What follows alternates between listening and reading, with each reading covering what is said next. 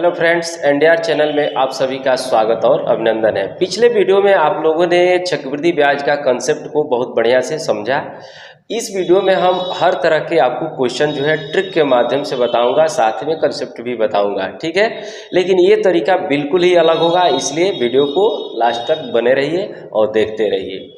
आइए पहला क्वेश्चन देखिए, इसमें कह रहा है कि 12,000 रुपये की राशि 3 वर्षों में 10% वार्षिक दर से कितना रुपये हो जाएगा। यानी कि इस क्वेश्चन में आपको अमाउंट पूछा गया है, ठीक है। और दर कितना दिया है, दर आपका 10% दिया है, जिसको आप लोग 1/10 बोलना चाहेंगे। 10% को क्या बोलते हैं, 1/10।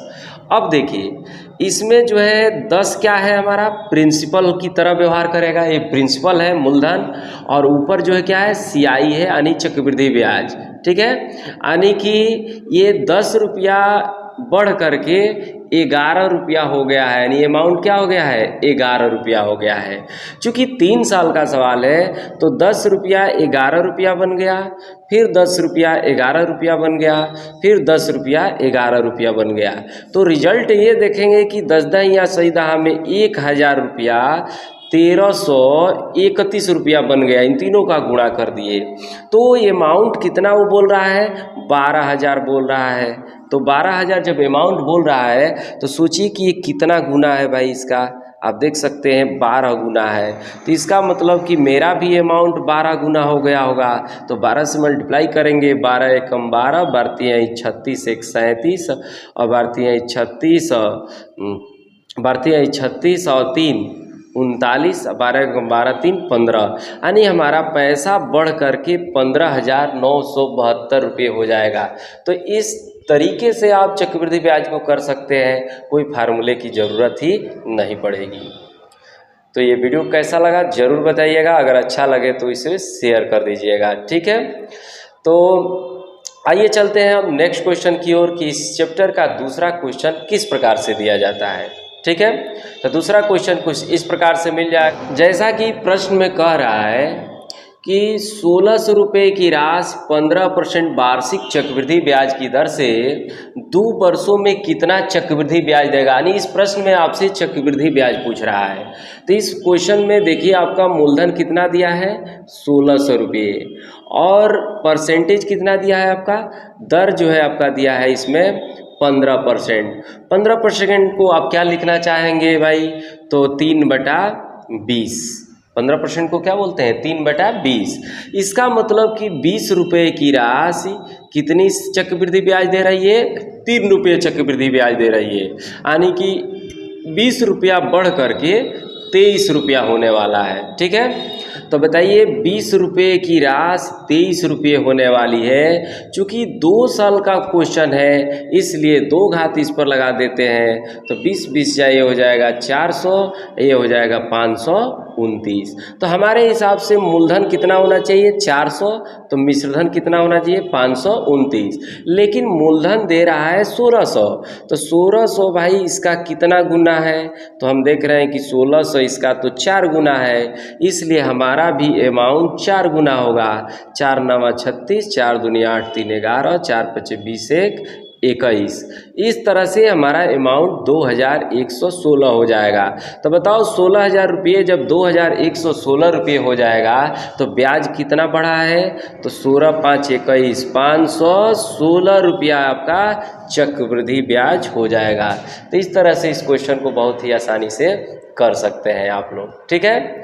तो इस तरह से इस चैप्टर का तीसरा सवाल आपको कैसे मिलने वाला है। तीसरे क्वेश्चन में कह रहा है कि 400 रुपये की राशि, 400 रुपये की राशि चक्रवृद्धि ब्याज की दर से 2 वर्ष में 441 रुपये हो जाती है। यानी कि दर क्या है, इसमें दर पूछ रहा है।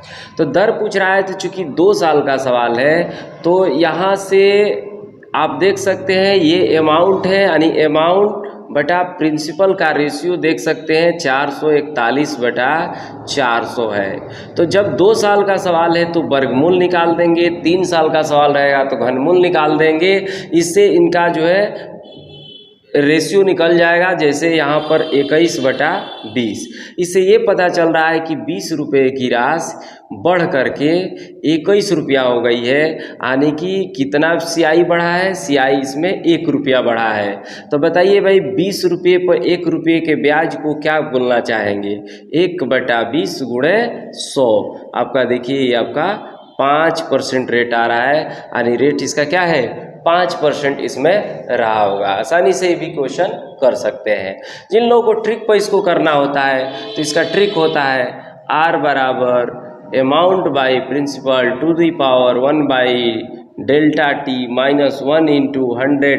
ये फार्मूले से लोग करते हैं, लेकिन आपको एकदम सिंपल मैं ट्रिक बताया कि सीधे अमाउंट बाई प्रिंसिपल का वर्गमूल करिए, जिससे प्रिंसिपल और अमाउंट का रेशियो मालूम हो जाएगा, जिससे पता चल जाएगा कि 20 रुपये पर कितना आप ब्याज दे रहे हैं 1 रुपया। तो 20 रुपया पर 1 रुपया दे रहे हैं तो इसको रेट में कैसे कन्वर्ट करेंगे? 100 से मल्टीप्लाई कर दिए, यानी कि 100 रुपये में कितना आपका ब्याज हो रहा है 5% हो रहा है। 20 में 1 रुपये तो 100 में 5 रुपये, यानी कि 5% आपका ब्याज हो गया। ठीक है, तो इस तरह से तीसरे क्वेश्चन को आप कर सकते हैं।